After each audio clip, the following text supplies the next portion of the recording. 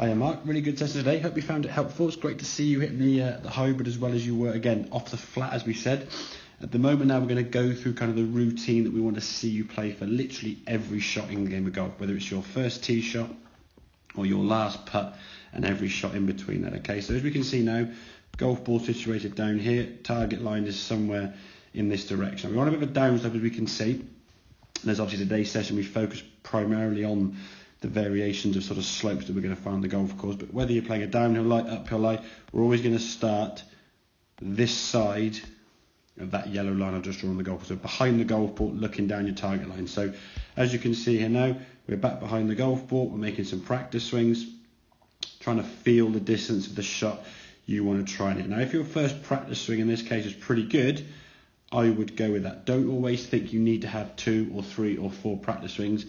The practice swing is designed to rehearse the shot you're going to try and hit. If the first swing or the first practice swing is good, then go with it. If you have 2 and they're all good, and then you think I must have a third one, and the third one misses the ground or it's the ground way behind the ball, if then you step into the golf ball, you're going to require to make some kind of adjustments based around that previous practice swing. So go with as many practice swings, obviously to a point that you need, to feel the swing you want to try and play. Now, once we've stood behind the golf ball and we've done your practice swings, we're going to identify a spot somewhere in front of the golf ball that is in line with our target. Now, in this case, obviously, we use that bit of yellow wrapper.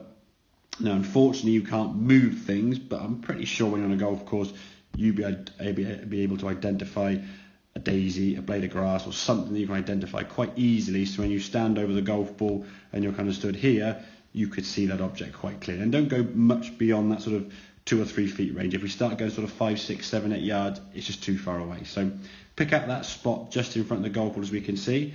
And then when you come in from the side of the golf ball here, now the first thing we're going to do is aim your golf club to that object in front of us. Okay, so once you've done that and you've established the club behind the golf ball, aiming at the target, then we're going to position our hands on the club. You can see your feet now aren't even being set at all.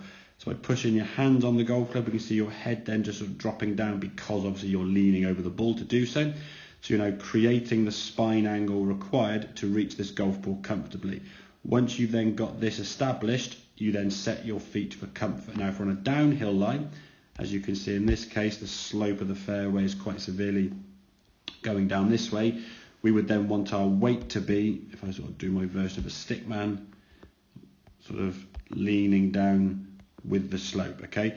So if we're leaning on an uphill lie, okay, if the lie was this way, you would be stood kind of leaning back behind it like so.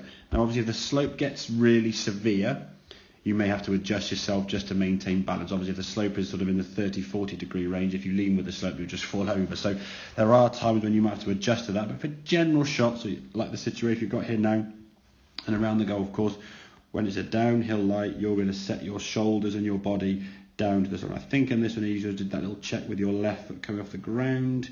Not sure you did, maybe not. No, okay. But in this position here now, most of your weight's going to be down that right foot to the point where you could almost lift this left foot here at the back. So you're going down with the slope. You can see the shaft now, the golf club, is kind of 90 degrees to the ground, which is great. So your club now is going to be arcing relative to the ground. If we were to lean the slope back of the spine angle of the shaft this way, what then you would do is obviously change your angle in the golf ball, which means you'll be hitting the ground behind the golf ball, as I think we did on the 10th, the first time you had a downhill lie.